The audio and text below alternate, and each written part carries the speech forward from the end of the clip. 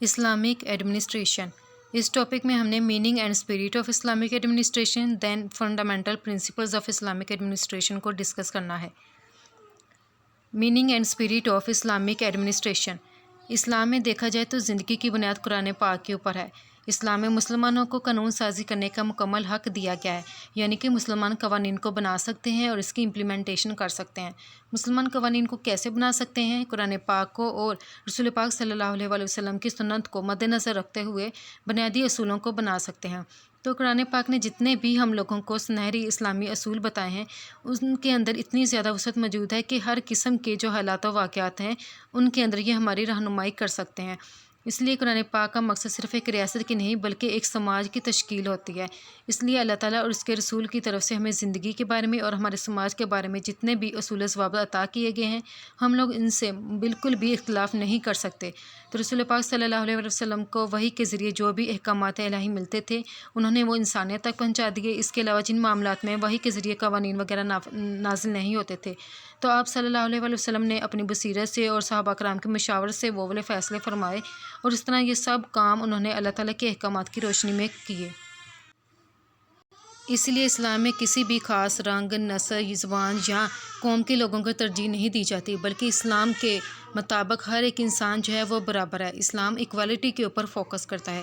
तो Islamic administration के जितने भी बुनियादी प्रिंसिपल्स हैं इसको हम लोग कुरान पाक से ड्राइव करते हैं और दूसरा जो है रसूल पाक सल्लल्लाहु अलैहि वसल्लम की सुन्नत से कवानीन को बनाया जाता है। तो इस्लामिक एडमिनिस्ट्रेशन की अगर बात की जाए तो यहाँ पर सवाल ये पैदा होता है कि इस्लाम किस किस्म की एडमिनिस्ट्रेशन को फेवर देता है, थियोक्रेसी को देता है या फिर इस्लाम डेमोक्रेसी को देता है। थियोक्रेसी का क्या मतलब है और डेमोक्रेसी का क्या मतलब है? थियोक्रेसी का मतलब है एक ऐसी गवर्नमेंट जो कि रिलीजियस बेस्ड हो, यानी कि मज़हब के ऊपर उसकी बेस हो। वहाँ पर जितने भी कवानीन बनाए जाते हैं वो मज़हब को सामने रखते हुए बनाए जाते हैं, जैसे कि इस्लाम मज़हब है, इसके अलावा ईसाईयत है, बुद्ध मत है और हिंदू मत है। अगर हम लोग इस्लामी थियोक्रेसी की बात की जाए, इस्लामिक थियोक्रेसी, तो मौलाना मदूदी इस लिहाज से क्या बताते हैं कि इस्लामिक थियोक्रेसी का मतलब ये नहीं कि मजहबी पेशवाओं की ये हुकूमत है। वो कहते हैं कि नहीं, ऐसा नहीं है कि मुल्क के अंदर मौलवियों को हुकूमत दी जाए। वो कहते हैं कि ये इख्तियार आम मुसलमानों को दिया गया है कि वो उस हुकूमत को चलाएं और वह भी कुरान पाक को और सुन्नत को सामने रखते हुए। इसलिए उन्होंने यहाँ पर कुरान पाक को और सुन्नत को तरजीह दी है और इसके लिए वो एक और जो है वर्ड इस्तेमाल करते हैं, थियो डेमोक्रेसी का। थियो डेमोक्रेसी का क्या मतलब है? हुक्म इलाही के ताबे हुकूमत, यानी कि जो हमारी हुकूमत है उसकी जो हाकमियत है वो अल्लाह ताला के पास है और यहाँ पर इंसान अल्लाह ताला का नाइब है और इसका खलीफा बनाकर उसको भेजा गया है। दूसरी तरफ डेमोक्रेसी किसे कहते हैं? ये एक ऐसी गवर्नमेंट है जिसका जो लीडर है वो सिर्फ़ और सिर्फ उसके जो लोग हैं वही चूज़ करते हैं। तो इस्लाम किस किस्म की एडमिनिस्ट्रेशन को फेवर देता है? रिलीजियस बेस्ड को देता है या फिर पीपल बेस्ड को देता है, यानी कि थियोक्रेसी को देता है इम्पोर्टेंस या फिर डेमोक्रेसी को देता है? इस्लामिक एडमिनिस्ट्रेशन को अगर हम लोग मज़ीद समझना चाहते हैं तो इसके लिए हमें उस ख़त की तरफ तवज्जो देनी चाहिए जो कि हज़रत उमर रज़ी अल्लाह तआला अन्हु ने कोफा के जो गवर्नर थे अबू मूसा अशरी, उनके नाम उन्होंने एक ख़त लिखा था और वो भी इंसाफ के नाम पर।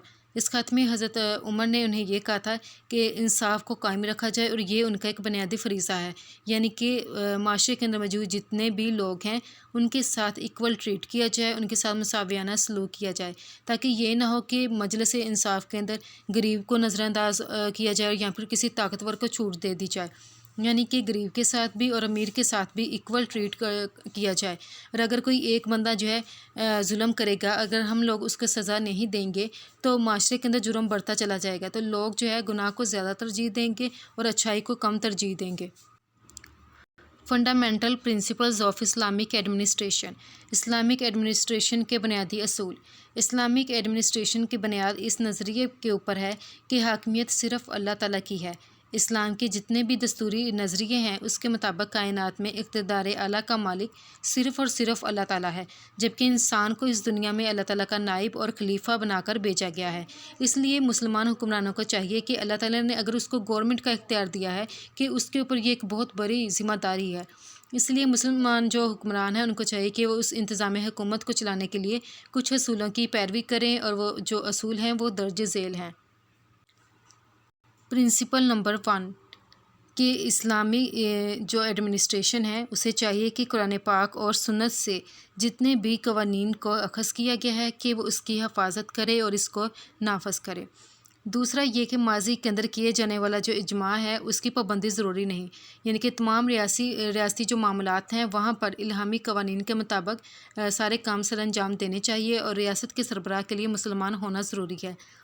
دوسرا یہ ہے کہ اسلامی چاہے کوئی بھی ریاست ہے وہاں پر ریاست کے تمام شہری چاہے وہ مسلمان ہیں یا پھر وہ غیر مسلم ہیں سب کو برابری کے حقوق دینے چاہیے۔ چوتھا نمبر یہاں پر ہے men and women shall enjoy the same fundamental rights women can hold property in their own name, یعنی کہ مرد اور خواتین کو ایک جیسے بنیادی حقوق دینے چاہیے۔ خواتین بھی اپنے نام کے اوپر جائیداد رکھ سکتی ہیں۔ پوائنٹ نمبر 5 ہے یہاں پر کہ انتظامیہ کا جو سربراہ ہے اس کا انتخاب عوام کی رائے سے ہوگا، لیکن جو نظام حکومت ہے وہ صرف اور صرف شورا کی مدد سے ہی چلائی جائے گی۔ پرنسپل نمبر 6 کہ اسلام جو ہے یہ انصاف کے اوپر مشتمل معاشرہ جو ہے اس کو بنانا چاہتا ہے، اس کو تشکیل دینا چاہتا ہے۔ اس لیے اسلام میں سب سے زیادہ زور انصاف کے اوپر، مساوات کے اوپر اور شفاف معاملات کے اوپر دیا جاتا ہے۔ اور اس سے جو 2 اہم ترین اصول بنائے گئے ہیں وہ کون کون سے ہیں کہ اسلام کے اندر اگر دیکھا جائے تو قانون کے سامنے سبھی لوگ برابر ہیں اور ہر ایک کو ایک جیسا موقع دینا چاہیے۔ اس کے بعد کیا ہے کہ جو اسٹیٹ کا ہیڈ ہے، ہیڈ آف اسٹیٹ ہے، یعنی کہ ریاست کا جو سربراہ ہے وہ بھی جواب دہ ہوتا ہے۔ یہ نہیں کہ ریاست کا سربراہ کوئی بھی غلطی کر لے اور اس کی کوئی پکڑ ہی نہ ہو، یہ نہیں، بلکہ اگر اس سے بھی کوئی غلطی ہوئی ہے تو اس کے خلاف بھی جو دعویٰ ہے اس کو دائر کیا جا سکتا ہے، یعنی کہ ذاتی اور عوامی دونوں معاملات کے اوپر بھی اس کی باز پرس کی جا سکتی ہے۔ اس کے بعد پرنسپل نمبر یہاں پر ہے 7 کہ ریاست کے اندر موجود جتنے بھی غیر مسلم ہیں ان کی جان، مال اور ان کی آزادی کا بھی مکمل تحفظ کیا جائے اور اس کے بدلے ان سے جو ہے جزیہ لیا جائے گا۔ اس کے بعد ہے پرنسپل نمبر 8 اسلام میں جو ڈیموکریسی ٹائپ کی جو گورنمنٹ ہے اس کے بارے میں بیان کیا گیا ہے، جیسے قرآن پاک میں ارشاد ہے کہ جو اپنے رب کا حکم مانتے ہیں، نماز قائم کرتے ہیں، اپنے معاملات آپس کے مشورے سے چلاتے ہیں۔ تو اللہ تعالیٰ نے اپنے پیغمبروں کو بھی مشورہ کرنے کی ہدایت کی۔ ارشاد باری تعالیٰ ہے اور ان کے قصور معاف کر دو، ان کے حق میں دعائیں مغفرت کرو اور دین کے کام میں بھی ان کو شریک مشورہ رکھو۔ اس کے بعد ہے اصول نمبر 9 کہ ریاست دولت کی مساویانہ تقسیم کو یقین بنائے تاکہ یہ نہ ہو کہ چند لوگوں کے ہاتھ دولت ہو اور اس کا ارتکاز نہیں ہونا چاہیے۔ اصول نمبر یہاں پر ہے 10 کہ ریاست کا چاہیے کہ تمام انسانوں میں مساوات قائم کرنے کا اہتمام کریں اور ریاست کے تمام شہریوں کو روزگار، تعلیم اور دیگر فلاحی معاملات کے بارے میں بھی یکساں مواقع جو ہے فراہم کی جائے۔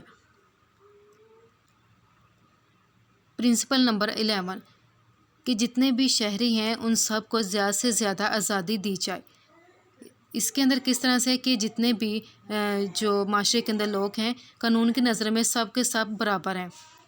فریڈم آف ریلیجن یعنی کہ مذہبی آزادی دی جائے۔ دا رائٹ ٹو لائف یعنی کہ زندہ رہنے کا انہیں حق دیا جائے۔ دا رائٹ ٹو پراپرٹی یعنی کہ ان کے پاس یہ حق ہو کہ وہ اپنی پراپرٹی کا ان کے پاس ایک حق ہونا چاہیے، یعنی کہ ملکیت کا حق ہونا چاہیے کہ عورتیں بھی اپنے نام کے اوپر جائیداد رکھ سکتی ہیں۔ No one is to suffer for the wrong of others یعنی کہ کسی کے جرم کی سزا کسی اور کو نہ دی جائے۔ اس کے بعد ہے فریڈم آف پرسن یعنی کہ شخصی آزادی دی جائے۔ فریڈم آف اوپینین آزادی رائے دی جائے۔ فریڈم آف موومنٹ کہ انہیں آزادی ہو کہ وہ آسانی سے ایک جگہ سے دوسری جگہ جا سکیں۔ فریڈم آف ایسوسیشن تعلق کی آزادی دینی چاہیے۔ The right of two privacy یعنی کہ جو بھی ان کے پاس یہ حق ہو کہ کسی بھی قسم کا تعلق کی آزادی ہو ان کے پاس، اور اس کے علاوہ جو بیرونی مداخلت ہے اس سے ان کے پاس ایک تحفظ ہونا چاہیے۔ The right to secure basic necessities of life جتنی بھی بنیادی ضروریات زندگی ہیں ان کی فراہمی کا ان کے پاس ایک حق ہونا چاہیے۔ دا رائٹ ٹو ریپوٹیشن یعنی کہ حق شہریت کا ان کے پاس حق ہونا چاہیے۔ The right to a hearing سماعت کا حق ہونا چاہیے۔ اس کے بعد پرنسپل نمبر 12 جو کہ سب سے زیادہ امپورٹنٹ ہے اکاؤنٹیبلٹی، اردو میں اسے کیا کہتے ہیں؟ اصول احتساب، کہ اسلام کے اندر جو حکومتی اختیار ہے اس کو ایک بوجھ کہا گیا ہے، اس کو ایک امانت کہا گیا ہے کہ حکومت کا نہ کسی کی وراثت نہیں اور نہ ہی یہ کسی بندے کا کوئی پیدائشی حق ہے، بلکہ یہ ایک بہت بڑی ذمہ داری ہے جس کی انجام دہی کے حوالے سے بھی حساب کتاب دینا ہوگا۔ تو اس ٹاپک کے اندر ہم لوگوں نے meaning and spirit of Islamic administration کو دیکھا ہے اور دوسرا یہاں پر fundamental principles of Islamic administration کو ڈسکس کیا ہے۔